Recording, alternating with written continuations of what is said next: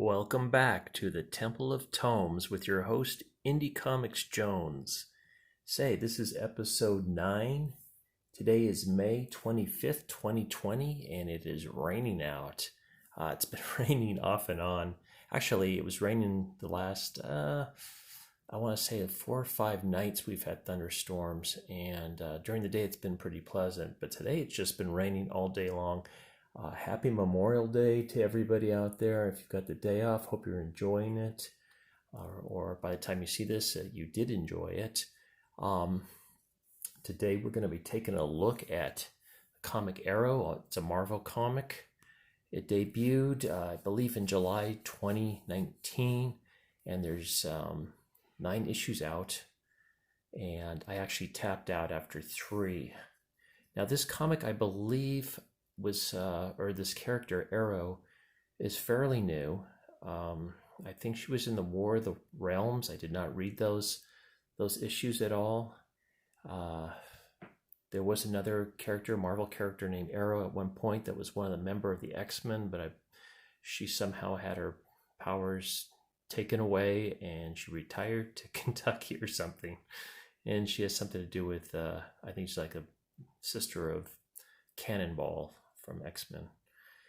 Moving on, I just want to say that this seems to be an adaptation of a Chinese comic, and you can say the style is definitely manga. The adaptation for English was written by Greg Pak, who you might know from many previous comics he's put out. I'm actually reading Ronin's Island right now, which I'm enjoying. And that one's like issue 12 now, or issue 11. So I think that one's going to finish up at 12. Enjoying that one quite a bit. I read Cadet Mech Cadet U before that and tapped out after the first arc was finished, and that was okay. Started out really good, and then it kind of diminished my interest in it. These comics actually have 2 stories in them. They run 32 pages. That does not include ads or editorial. And the first story is written in this manga style that you see here. The artist is Keng, Keng. He did the covers and also the interiors. Now the covers are much more sexy than the interiors. I'll let you know that. I kind of like these covers, especially this one right here. This is the second one. It really looks sexy and beautiful, and I like the colors in the background and everything. And you'll notice that these are like saturated colors again that are kind of low key. And when Aero is in her superhero form, it's always kind of this bluish white. And she has the power to control wind. All right, let's go through the origin because it won't take very long. There's not much origin. I thought there was going to be more of an origin for her, but we can take a look at some of the credits there.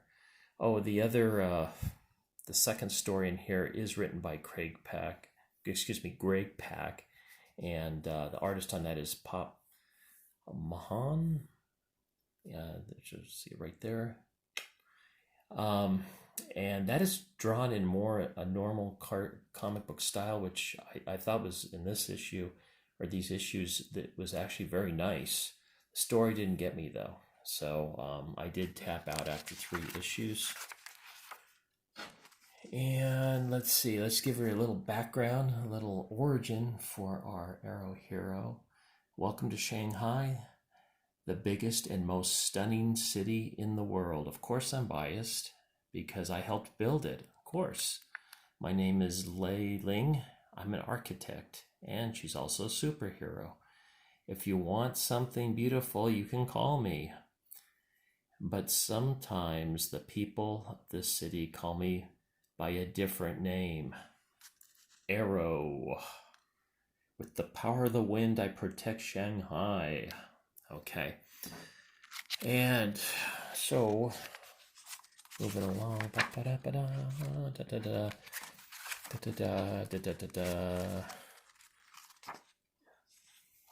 Let's see. All right, and here's how she got her powers. This is joy. I dreamed of flying every night when I was a girl, and then one day I actually flew. I don't know how, but I can control the flow of air just by thinking of it. Okay. So then it goes into this other kind of monologue. But she seems to spend most of the stories, and this is not just me. This is actually the description I think Marvel gave. When she's not having dinner with her boyfriend, she's fighting the golems of Shanghai. The buildings sometimes turn into large stone monsters, and she has to break them down. I don't know how she protects everybody from getting hurt, but somehow it all kind of works out. Her arch rival in this is Madame Huang, and I think she actually taught Aero some of her skills, but now she has turned evil. So anyway, the story is pretty bland. I didn't really, look at these colors. They're very, very desaturated, not very exciting. So anyway, but let's move real quick to the second story, so you can see the difference in the drawings. I mean, it is like day and night. It's a totally different style. It's more of an Americanized superhero look. The artist is quite good in this, as Keng, as for his manga is seems adequate as well. But this seems really nice, and the colors just popping. It's really kind of nice. I just wish the story was a little bit better. I didn't really get into it. It's supposed to be the origin of Aero and the wave,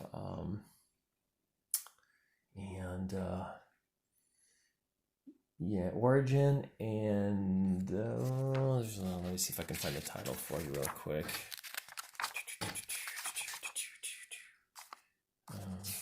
But this takes place in the Philippines mostly, and Indonesian islands. Maybe there isn't a title that I can draw on really quickly.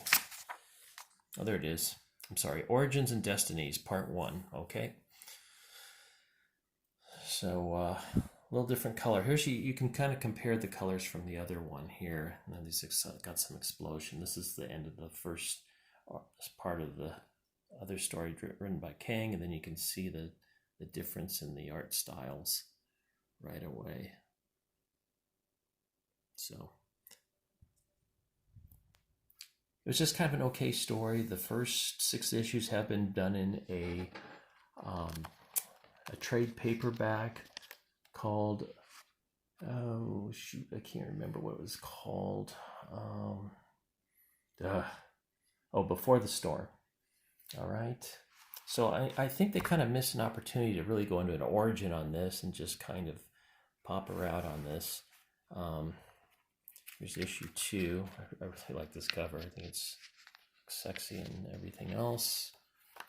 And you can see this is the arch rival, Madame Huang, in a Dutch corner.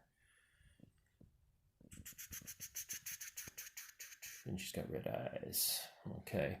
So that means she's evil. And there she is. There's Lei Ling having one of her many dinners with her boyfriend. And they just sit there and eat. Nothing too exciting about that. So I think I pretty much covered everything on this. It's not the greatest, but it is drawn well. I'll give it that. And as far as what the sales on these, when it first came out, the first issue sold about 72,000 copies to the comic book stores, and it might have ended up going up a little higher than that. I don't know. But the second issue dropped all the way down to 28,000. Oh, excuse me. 28? 28,000. Third issue, I've got it at 6,000. So it really plummeted. And to finish the first arc at issue 6, it was only 6,000 in sales as well. So not great. But I will keep watching Greg Pak. Like I said, I'm enjoying the Ronin's Island, which is kind of a sprawling adventure, kind of shogun, samurai, Korean, Japanese, Chinese, all kind of mixed together. And there's also kind of a zombie aspect to it, that they actually, one party is trying to control the zombies and use them as an army. So that one's been kind of interesting, and I've been enjoying that one. But that's it for now. I hope you've enjoyed this episode 9, and this is the Temple of Tomes you've come to, and I'm Indie Comics Jones signing off. Have a great day.